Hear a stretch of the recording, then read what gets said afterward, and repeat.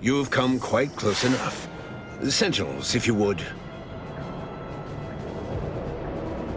Throw as many of your lackeys into the grinder as you wish. You will answer for your crimes if I must part a sea of bodies to do so. So passionately delivered, and yet so utterly incorrect. What you are witnessing is my saving of Arcadia, and ridding it permanently of trespassers like you.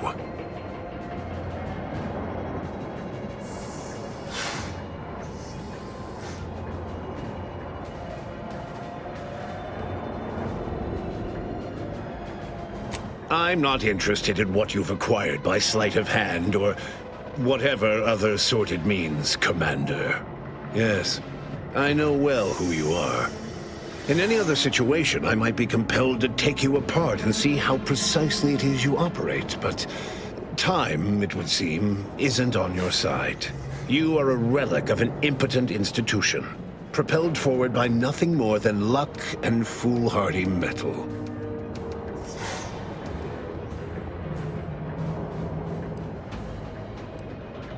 Oh, I'm sure you believe yourself capable. Tell me, did you manage to stop us from bringing your peace talks to a swift end?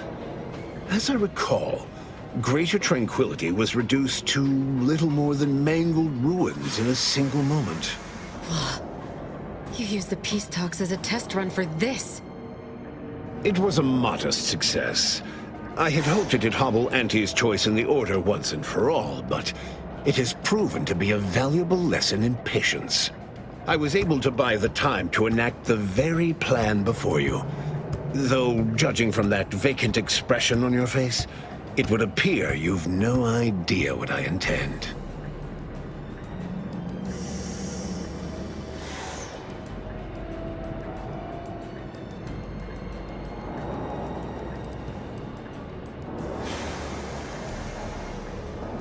It's only a crime in your estimation.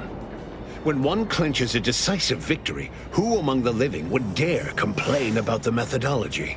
Using the very rift modulator on this ship, we will destroy Arcadia and edit the information stored within the resulting rift, all to reshape our colony into its perfect form. Horizon Point's destruction all those years ago was a tragedy, yes, but without it, we might never have opened our eyes to our true purpose, and the possibility of Arcadia's rebirth. When the Matriarch discovered the first skip drive, she set us on a course to elevate humanity. We're now writing our path, and I will do my part as the architect intended.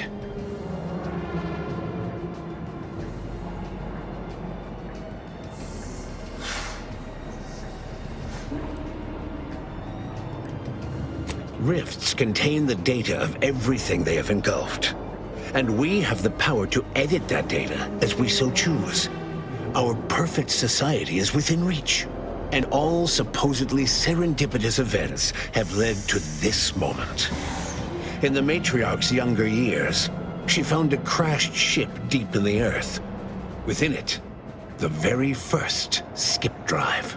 She dissected this tech, learned its secrets, and enabled us to produce them en masse.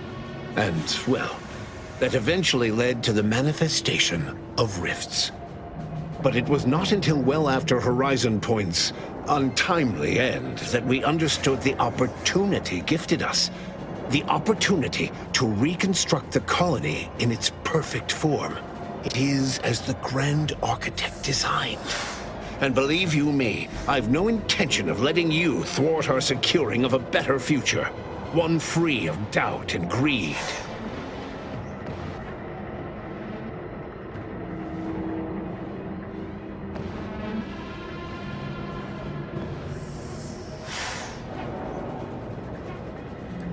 No, it is the grand plan, and it is guiding humanity to its ascension. Everything exists for this purpose.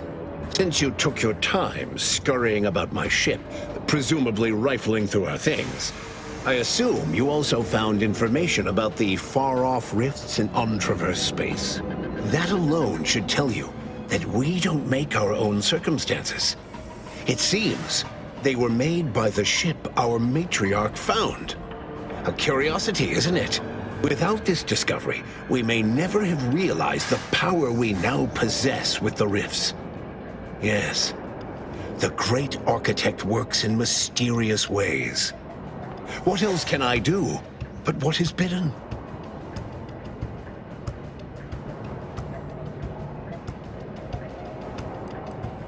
Beware, Commander. The Consul is a master manipulator. Trying to speak with him may be more dangerous than simply slaying him on the spot. You're entirely out of your jurisdiction. And were I within reach, I would strike down this apostate dog myself. If you wish for me to entertain your argument, you will silence him.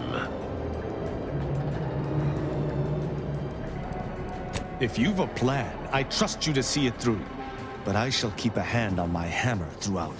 It's your time that's running out, not mine. So go on, tell me all the ways I'm wrong. Better yet, tell the whole room how His Eminence, the Sovereign, was wrong.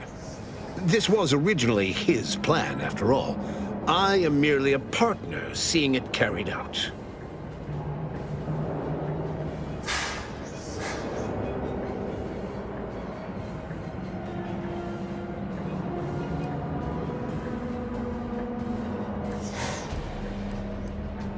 Yes, well, we also lost the support of the Order.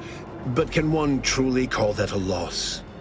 We would have drowned already in the seas of war with the weight of their inaction around our necks. The same can be said for any subject who wavers. They are dead weight, and we must cast them off straight away. Once I win the war and leave those naysayers behind, harsh action will be swiftly forgotten. And once I provide for the needs of my subjects, I will have them forever.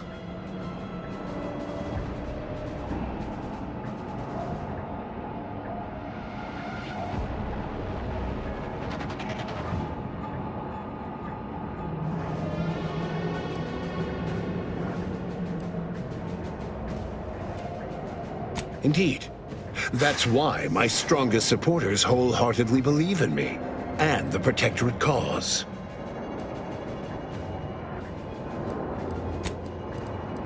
So which is it? Can my people see reason, as you so aptly put it? Or are they mindless drones needing desperately to be saved by you? It cannot be both.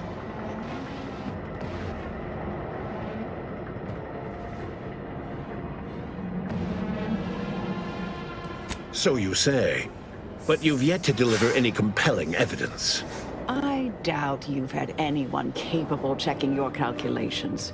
You don't strike me as particularly thorough, or much of a heavy thinker. I am the chosen shepherd of Arcadia and will not be spoken to like this. I am only doing what I must to restore this colony to what our matriarch envisioned. Free of war, strife, heresy. You must know that you have little chance of swaying me. I will not be distracted from taking what is owed to us.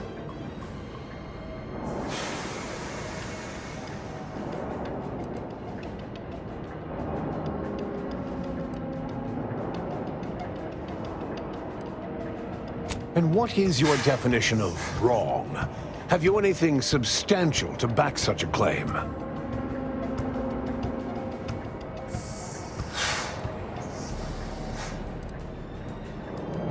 I see. Well, the man was always a cynic. I find that attitude can skew results even more than a thumb on the scale might. One data point means little. The Protectorate was clearly meant to harness this power. Nothing you claim can disprove everything that points to this reality.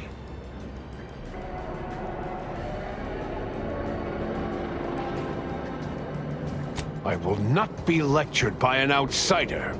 It's just like the Earth Directorate, or any other interloper, to claim to better know the customs of those they invade. Certainly if you had your way, you would claim Arcadia as yours, and rewrite history to suit your own aims.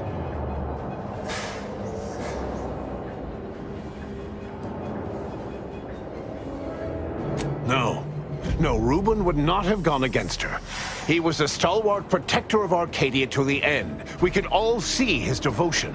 If he even attempted to bastardize the Protectorate cause, then we will have undone all of the Matriarch's work.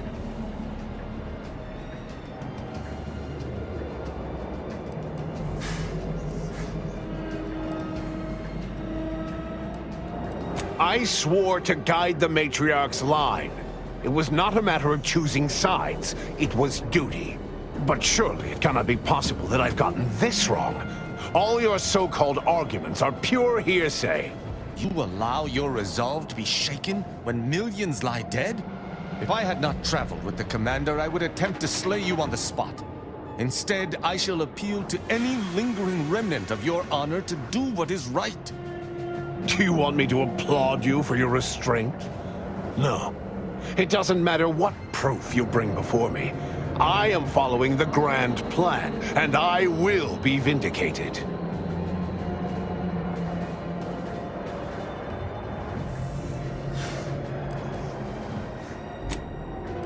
Indeed. Then why wait? Prosecute me!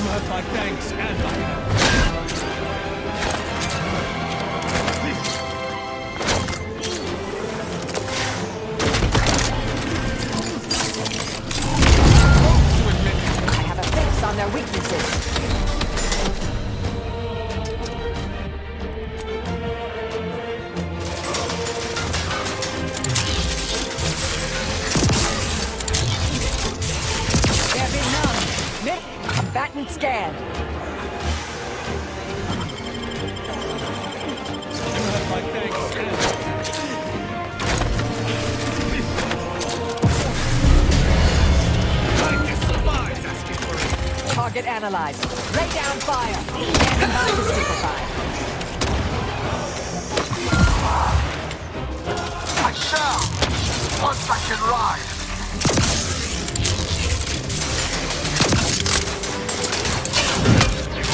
Right into the ball.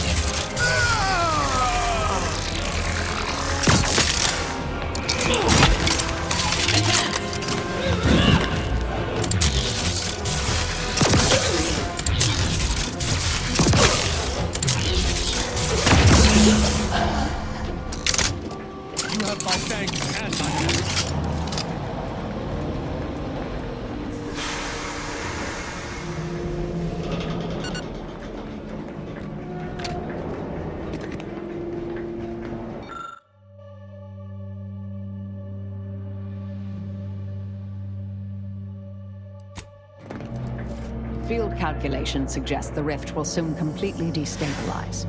The rift modulator can be utilized to stop it, but the only way to do so is to fly it inside.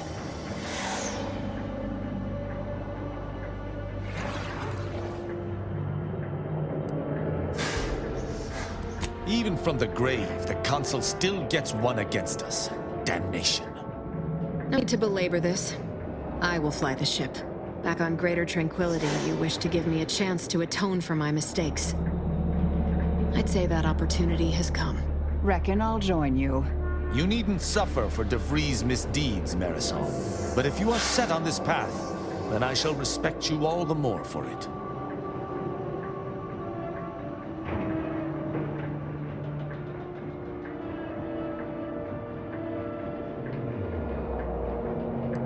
We've accomplished much together. I'll not see it brought to an end by the Consul's posthumous scheming.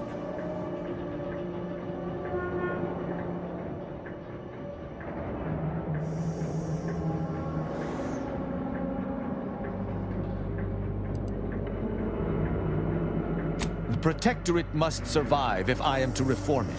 Yet I must survive if I am to reform the Protectorate. I am not made of stone. The idea of destroying myself fills me with dread. But the idea of leaving another to this fate is just as terrible.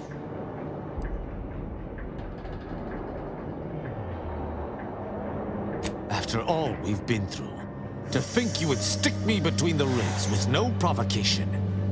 Very well. I shall do as you force me. Poor show, Commander. Duping that poor, lovable boy into mindless martyrdom smacks of something the Protectorate might do, not the Earth Directorate. Take your woe-bedad schematics. Gain the credit for saving Arcadia. I hope you shall remember what you have done.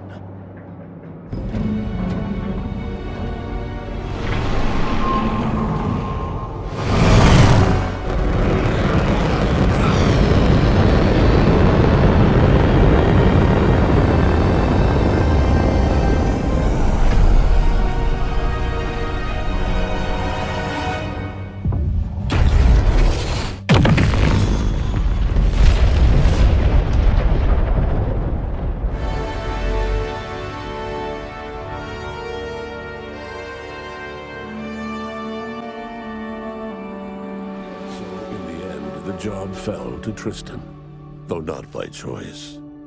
But even as he insisted his commander would rue this day, Tristan took comfort that his death would mean his fellow subjects could continue living their perfect lives. Val continued to serve the commander of the Incognito faithfully for many more years than should be possible, giving automechs like her everywhere a reputation as stable and reliable. As a result, more Valerie units were put into service, while fewer human agents were deployed into the field. As he rose through the Earth Directorate ranks, Niles pressed for a field directive to deploy the new Val units only when the situation posed significant risk. The policy reduced agent casualties by a significant margin. Oddly enough, in-office deaths increased by a not insignificant margin. Inez's convincing appeals to the press earned her clout in reforming Auntie's Choice's cruel grafting program. Yet it was a constant struggle, rife with red tape and pushback from program executives. This was Inez's new battle, one she would fight for the rest of her life. Tristan's sacrifice immortalized him within the Protectorate as a beacon of justice, morality, and thoughtful neighborliness. His likeness was emblazoned on a commemorative plate to be heaped with Protectorate abundance. After thoughtful cogitation and calculation, Marisol slowly began to reject violence as the sole method for eliminating random variables. Not coincidentally, her social calendar began filling up. Asa finally achieved her dream of dying in a rift. All it took was a daring and blood-soaked heist of a modulator to create a rift that she then summarily leapt into. Thus Asa remained a fanatical member of the Glorious Dawn, spreading the truth of the rifts to her final, agonized breath. Sovereign Varric was eventually discovered in mental refreshment in a placid and compliant state. All parties felt it would be best to leave him in the hands of the remaining Protectorate, who had the most experience with refreshment's process and victims. Despite the recent tumultuous events in Arcadia, it was business as usual for Free Market Station. Sub Rosa continued to supply the colony in the wake of the commander's actions. Unable to die in their sacred rift after it was closed, the Glorious Dawn heeded a new calling: seeking the modulators needed to create new rifts, so that they could die in those instead. With unfettered access to skip drives, and its reputation untarnished by its still secret agreement with the Protectorate, the Earth Directorate became what it was always meant to be, the ultimate authority in Arcadia. The colony served as a base to expand the agency's reach across the galaxy. The dangerous experimental research of Marisol's contact from Point Obviation lived on, with a Seer predicted 11.9% probability of yielding a universe-ending catastrophe. Meanwhile, an entrepreneurial work group of chemistricians unveiled a new flavor of Purple Berry Crunch. All of these events turned on the decisive actions of the Earth Directorate agent and their unique way of navigating Arcadia, its disparate factions, social complexities, ubiquitous product placement, and arsenal of absurdly satisfying weaponry. But through it all, and to this day, Earth has remained inexplicably dark.